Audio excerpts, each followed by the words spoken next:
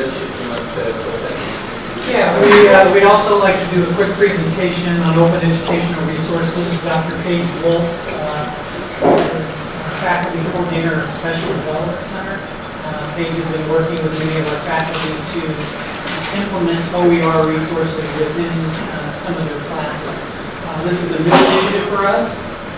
We're very excited. It does take a lot of work. I thought just to get a quick overview of here's some of the things that we're doing and kind of some next steps. And I will go ahead and use the microphone. Thank you very much for having me this evening. I'll start by talking a little bit about what open education resources are. And basically, I'm glad that Trustee Gasharian had mentioned the MOOCs because they're similar but kind of more on a smaller scale. They are one of the hot topics in higher education right now.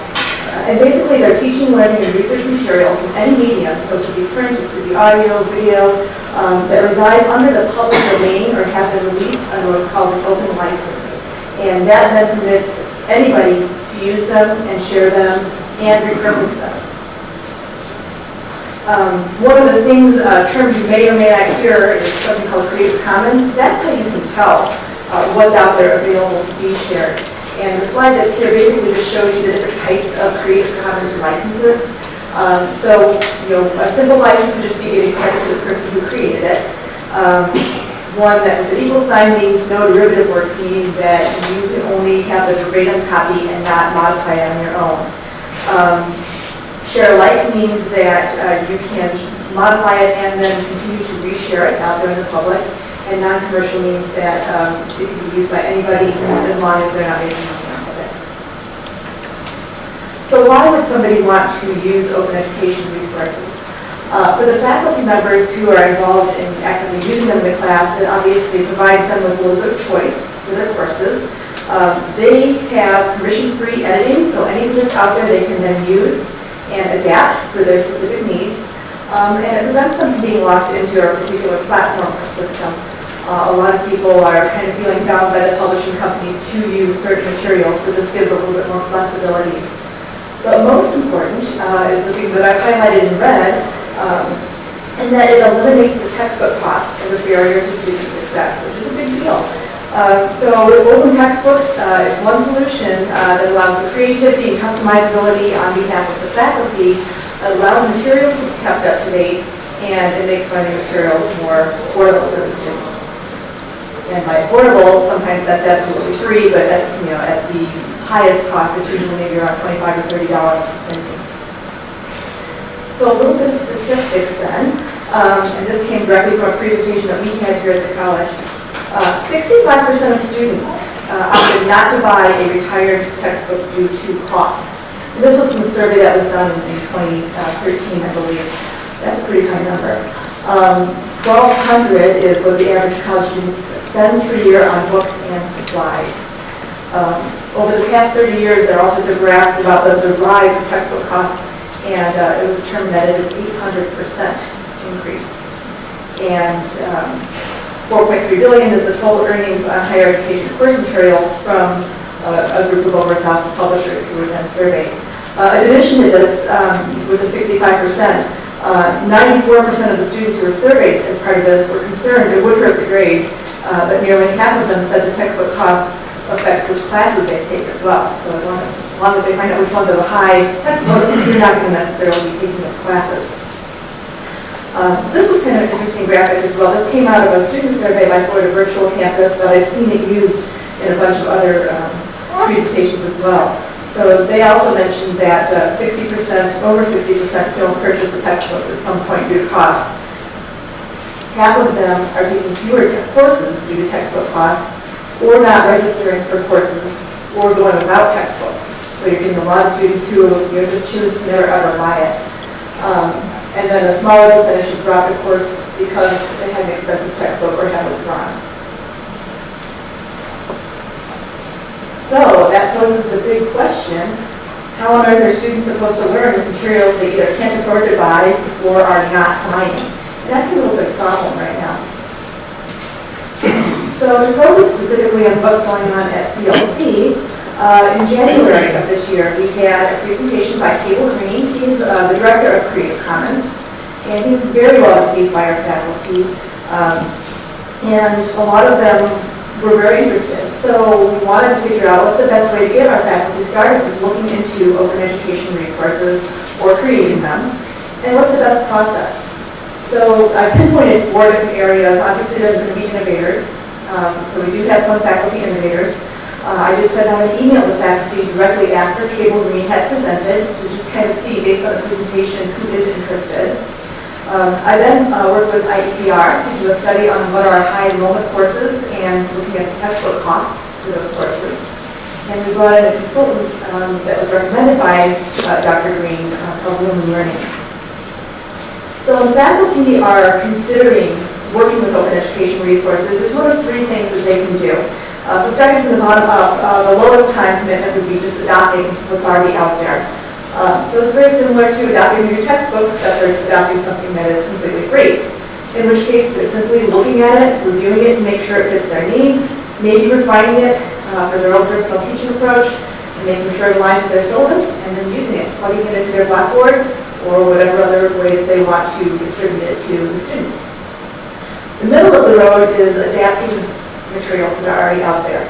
So it's kind of similar to adapting a traditional course to an online course format, where they're looking at high quality content that's out there, but then spending some time to make some significant revisions to those contents and making it their own.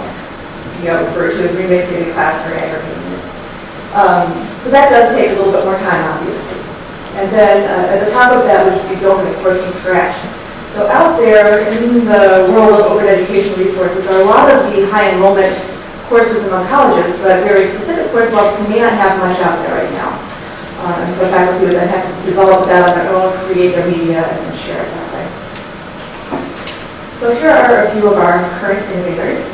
Right after Cable Green spoke in January, we have our foundation grants coming due, and it was suggested that faculty could apply for those foundation grants to see if they could spend some time, get some release time to work on open education. We would have 2 faculty, Martha Lally and Suzanne Valentine, Connection Psychology, who did receive a grant to do that. So they're working with their Psychology 121 course, and have spent all summer reviewing and modifying existing courses that are out there, and we'll be piloting 10 classes in Psych 121 with open education resources this coming spring, 2015. So it was 2 of them who worked on it, but then they will also be adding 2 additional full-time faculty and 1 adjunct to teach the courses with the OER. So then next fall they're going to be, or this fall they've been developing the interactive activities that go along with it. One of the things that was an issue that they pointed out, though, was the whole publishing part of that, and working with the bookstore to get it published for those who may want to buy print copies. Other innovators, statistics course, Math 222, right after they heard Cable speak, they decided that they would like to try. They were concerned with the growing financial pressure on their students. Their textbook was about $160, so they wanted to look for something that matched their course topics. And they found something. It was from a place called OpenStax, and we're able to get the web version for free. Are using it right this semester, and the print version for $33. Their concern was that it's less flashy than the textbook, but we're going to survey their students to see what was more important to them: the flashy, expensive textbook, or a less flashy open education model. And then there were some faculty who were already doing things. So this is our composition class, English 121, Mike Lassa, who, in addition to using some of the resources that are out there, worked with handouts and other internet sources to offer a textbook-free class to his students. And he did try to keep old versions of the textbooks, but not too many students used them, and he did get a dollar amount for what his students could save. This next slide simply just gives you a list of CLC's top 10 high enrollment courses. And then the highest book cost for each of those courses and what the total textbook spending is, just to give you a picture of what our students pay. So then Lumen Learning is the group that we had come in about helping our faculty work with open education resources. They are partially owned by a charitable foundation and are meant to really help people locate the sources for open education and even develop some of the classes together with them. So in working with them, our Professional Development Center had them come in August of this year for a hands-on workshop. There were 9 faculty who participated, and this was an interview session between summer and fall. And they talked a little bit more about course delivery and how to actually design that. We then had, during our orientation week, women do a webinar for other faculty who weren't able to be there the week before, and had 25 faculty participate in that. And then there's something called the Community College Consortium of Open Education Resources that's out there, and they offer webinars on OER, which we promoted through the PDC as well. So where we are right now, I contacted a list of those faculty who attended in August to see if they're still interested in OER. If yes, what kind of is their timeline to developing classes, and if not, of course they're delayed, what are some of their barriers and concerns, and you can guess that the biggie is time. Lumen will then, once people have gotten a little bit of work under their belt, have a follow-up webinar to answer questions specifically for them. Some of the deans are getting involved as well. Social science is offering initiatives.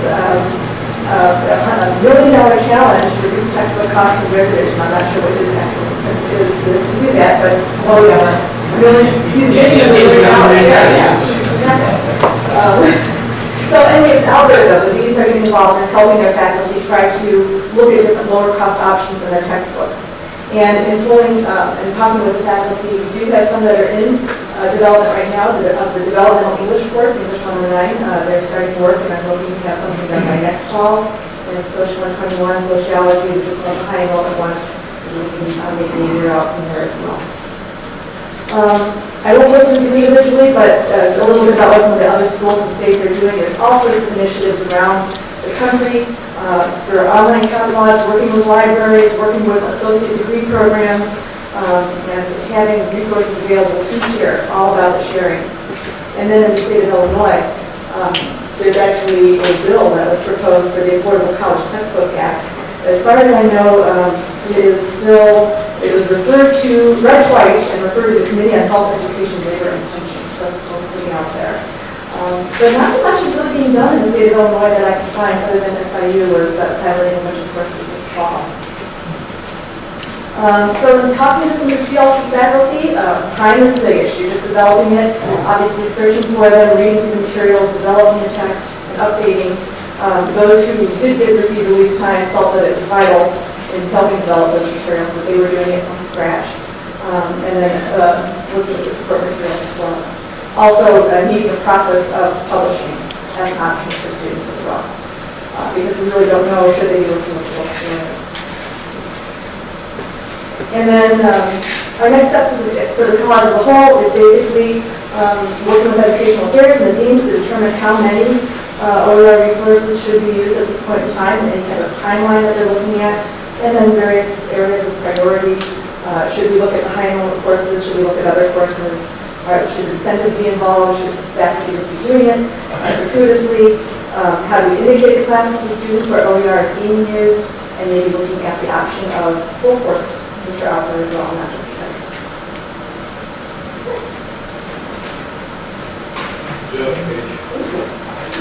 Yes. I'm curious, you had a slide up there that said something like $1,200 student pays for textbooks. Yeah, $1,200 where the average college student spends per year on books and Why, that's amazing.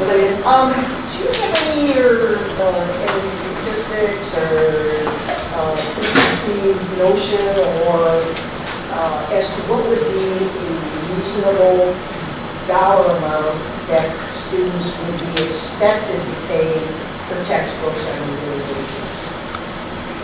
Yearly basis. I'm saying $1,200, yeah, that's way out of the ballpark. What's the thought, or what are the rules that are reasonable amount? You know, I'd have to look further into that data. I think people like to keep it under 100. But I don't know, we'll 100 per class. Under 100 per class, yeah. And we have classes that use multiple textbooks, obviously.